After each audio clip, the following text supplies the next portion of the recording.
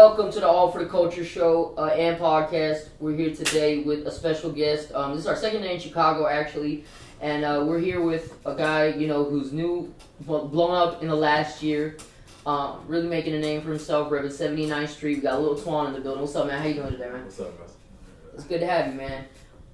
So let's start off, man. You know, when I talk to an artist, I like to speak about the beginning. I like to talk about the beginning of their life, right? Because I don't know them. So let's talk about growing up, man. Growing up, what kind of kid were you? What kind of childhood did you have? What kind of kid were you in school and stuff like that? Growing up, it was kind of hard for me, like, cause like where I grew up at and like who I grew up around, you know. But I wasn't really a bad kid. I went to school and stuff. I was doing good in school like that. But then I started falling off because, you know, the people I was hanging around and where I was coming from. So it would start distracting me and a lot of stuff like that. Damn. So but I mean, you had both your parents in your life, correct? Oh yeah, I got both my parents. Yeah. Oh, okay, that's cool. That's cool. What's your relationship like with your mom and your dad? It's real tight. It's real tight. Yeah, real tight. Like, my mom, that's my best friend. Okay. We talk about everything and yeah. What's going on and stuff. I think all of us men are mama's boys. I don't really meet too many men who are not mama's boys. You know what I mean? Like, and you know what I say? I say it with a smile and a proud face. You know what I mean? Because what my mama has done for me, and I know what other mamas do for others. You know, it's something to be proud of. So, growing up, man, who were your early music influences? Who did you listen to out of the culture? Growing up, I would listen to Southside, okay, Dirk, a lot of people like that. Herb, I think we were around like the same age bracket, but he was rapping for me, so I was listening to him too, you know, growing up and stuff like that. And I don't really like listening to rappers like that, you know. But like growing up, I'm the only rappers I like really listen to and stuff like that. Oh, okay. None of the like the cliche legends that we all say that everybody says, Tupac, Biggie, and Jay-Z, and Nas, and all them guys. Biggie, probably Biggie.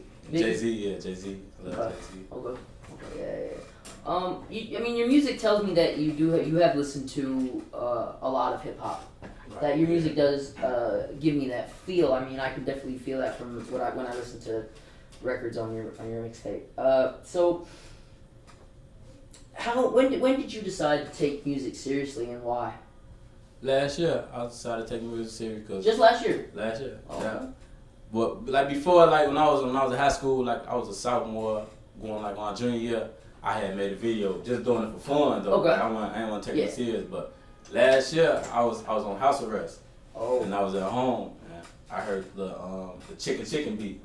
Okay. Through Rocaine, man, and I listened to it, and I had said a couple things to it right then and there. Yeah. And shit, the next day I went to the studio to make the song, and I seen the song start going crazy. So I might as well just take off with it, go crazy. Oh, okay. I mean, I hear that with a lot of Chicago rappers. You know, I heard that about Rondo. I heard that about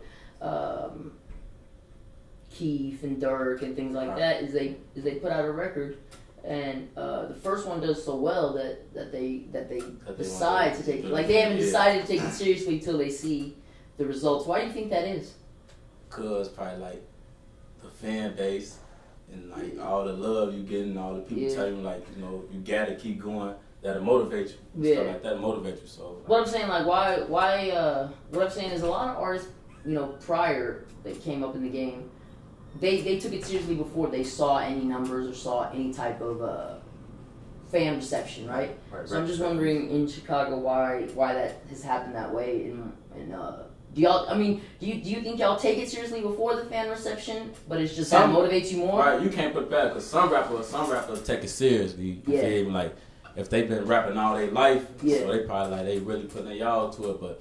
And you got some rappers like they just start rapping because they homie rap or something, and like shit, they start getting recognition on it too. But it's a lot of rappers like that been doing it that really take it seriously. Yeah. They. So when you before you started to take music seriously, did you have another dream? Did you have anything else that you maybe wanted to do or wanted to be? I wanted to play basketball. You want to play basketball? Yeah, to be in the NBA. You was raw? Yeah, I was cold, decent. I wasn't raw, I was decent. Okay. All right. Never know college dreams, or just for the hooping, or Yeah, nothing just like. for hoop. Did you know what you want to study if you did go to college?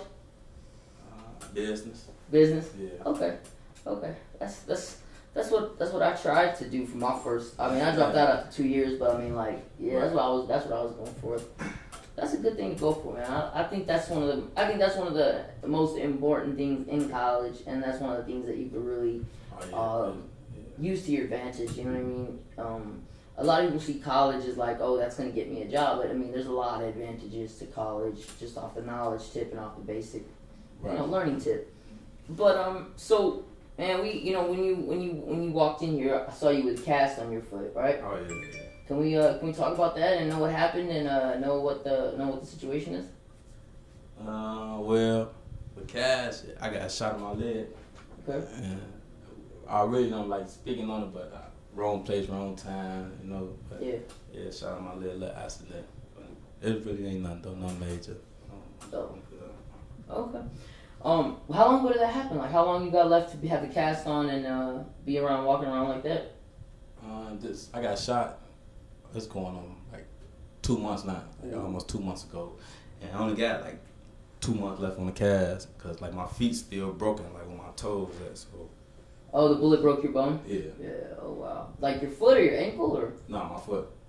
Wow. That's so weird. That's so low to the ground. How the hell does a bullet hit someone in the foot? Like, that seems so weird. Wouldn't they hit the floor first? Like, that's what I'm thinking, right? I think that's what they shooting at the floor. Oh my Jesus. That's weird. All right. I mean, that's just so sad. Like, because because I've been listening to hip hop since I was a kid, right? Right. And I've been watching like interviews, right? Like since I've been a shorty, I've been watching interviews, and it's just crazy how I think Chicago has more rappers that have been shot at least once than any other city I can remember. That is the truth. I can't think of another city. I mean, you go down the line. You remember 50 Cent came out, him being shot 9 times was such a big thing, but it's like Chicago people get shot close to that amount too. I heard some stories, so like that's crazy.